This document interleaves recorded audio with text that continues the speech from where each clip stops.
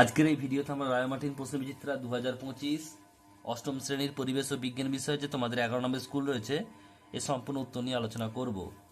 প্রথমে রয়েছে life physical science ভৌতবিজ্ঞান, একের দাগের একেরটা। তলের চাপ কাজ করে সব দিকে সমানভাবে, ঘর্ষণ বল সম হচ্ছে সব সময় সংস্পর্শে থাকা তল দুটির সঙ্গে কীভাবে কাজ করে, সমান্তরালভাবে। অপরিষ্কার টয়লেটে যে গ্যাসটির জন্য গন্ধ আসে সেটা হচ্ছে কি, অ্যামোনিয়াম অক্সাইডের হচ্ছে কি, এটা হচ্ছে কি উভধর্মী অক্সাইড। একটি পাত্রকে আর্দ্র বায়ুতে দীর্ঘদিন ফেলে রাখলে দেখা যায় পাত্রের উপর বাদামি আস্তরণ পড়েছে, পাত্রটি যে ধাতু তৈরি সেটা হচ্ছে কি, আয়রন। চাঁদের গড় বিকর্ষ ত্বরণ পৃথিবীর ত্বরণের 1/6 গুণ।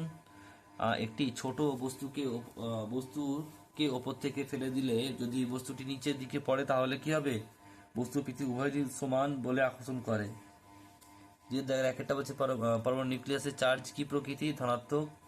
লোহা চূর্ণ ও অ্যামোনিয়াম চূর্ণকে কীভাবে পৃথক করবে, ম্যাগনেট ব্যবহার করে বা চুম্বক ব্যবহার করে। বলছে প্লাবতা কাকে বলে, এটা দেখে নেবে পিডিএফে, গাড়ির সূত্রগুলি লেখো, এটা পিডিএফে দেখে নেবে। এসআইতে চাপের একক কি, পাস্কাল। বলছে তাপ ও তড়িতের সুপরিবাহী একটি অধাতুর নাম গ্রাফাইট। তিনের দাগের একটা অভিকর্ষ ত্বরণ, বস্তুর ভর নিরপেক্ষ, কোনো পরমাণু থেকে ইলেকট্রন বর্জিত হলে ধনাত্মক চার্জে পরিণত হয়, মিথেনের সংকেত CH4। সত্য মিথ্যা, ভর ইজগাল টু আয়তন বাই ঘনত্ব, মিথ্যা হবে, এটা ঘনত্ব ইজগাল টু কি হবে, ভর বাই আয়তন। নেক্সট হচ্ছে পরেরটা, বলছে পৃথিবী যে বল দ্বারা বস্তুকে নিজের কেন্দ্রের দিকে আকর্ষণ করে তাকে অভিকর্ষ ত্বরণ বলে, সত্য। নাইট্রোজেন ডাইঅক্সাইড হল বর্ণ নীল, এটা মিথ্যা। এখানে দেখো পাঁচের দাগের দুই একটা বলছে কি, বস্তুর পদার্থের চতুর্থ অবস্থার নাম কি, প্লাজমা। বাকিগুলো তোমরা পিডিএফে দেখে নেবে, এটা আর এটা যেগুলো বলছি না সেগুলো সব পিডিএফে তোমার দেখিয়ে দেবো, একটু ওয়েট করো। এরপর হচ্ছে তোমাদের লাইফ সায়েন্স জীবন বিজ্ঞান, একটা বলছে সঠিক উত্তরটি নির্বাচন করো। যে কোষীয় অঙ্গাণুর মধ্যে জীর্ণ কোষগুলিকে ধ্বংস করার জন্য নানা রকমের উৎসেচক থাকে, লাইসোজোম।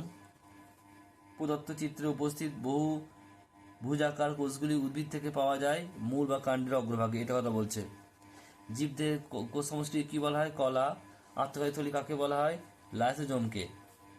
যেটা একটা বলছে পেশি কোষে উপস্থিত শ্বাসরঞ্জক কণিকার নাম কি, মায়োগ্লোবিন। এরপরে যে রয়েছে দুই একটা, এটা তোমরা ক্লোরাইড কোষ কি, তোমরা পিডিএফে দেখে নেবে। নেক্সট প্রশ্ন হচ্ছে মানুষের শরীরে দীর্ঘতম কোষটির নাম কি, স্নায়ু কোষ। আর বৈসাদৃশ্য এটা প্যারেনকাইমা হবে। আর তিনের দাগের একটা, এটা হবে কি, বলছে ক্যাকটাসের কাণ্ডের কোষে জল সঞ্চয়ী উপাদানটি কি, রক্ত থাকে এমন একটি কোষের নাম লেখো যেটা নিজের আকার পরিবর্তন করতে পারে। আর নিউক্লিয়াস বাদে তার কোন কোন অংশে অঙ্গাণু ডিএনএ আর আরএনএ আছে, এটা মাইটোকন্ড্রিয়া। বাকিও তোমার পিডিএফে দেখে নেবে।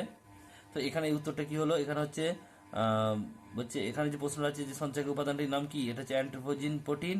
আর এখানে যে বলেছে এর নাম লেখো, এটা হচ্ছে শ্বেত রক্তকণিকা। বাকিগুলো তোমার পিডিএফে দেখে নাও, যে মাইটোকন্ড্রিয়া গঠন চিত্রটা দেখে নাও পিডিএফে। দুইয়ের দাগের তিনেরটা বলছে যে প্লাবতা কাকে বলে, সংজ্ঞাটা তোমরা দেখে নাও।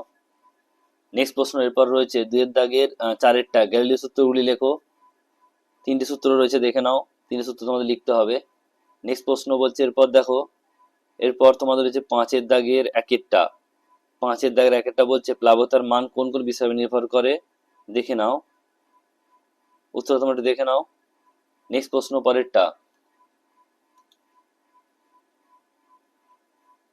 পরেরটা বলছে যে আইসোটোপ কাকে বলে, উদাহরণ দাও। আইসোটোপ কাকে বলে, উদাহরণ দাও। আইসোটোপ কাকে বলে উদাহরণ দাও, দেখে নাও এটা। এবার তোমাদের লাইফ সায়েন্স রয়েছে, কি বলছে দেখো, এখানে বলছে যে ক্লোরাইড কোষ কি, এটা হচ্ছে দুইয়ের দাগের দুইয়েরটা। লাইফ সায়েন্সের বলছে ক্লোরাইড কোষ কি, দুইয়ের দাগের দুইয়েরটা। উত্তর দেখে নাও, এখান থেকে লিখবে।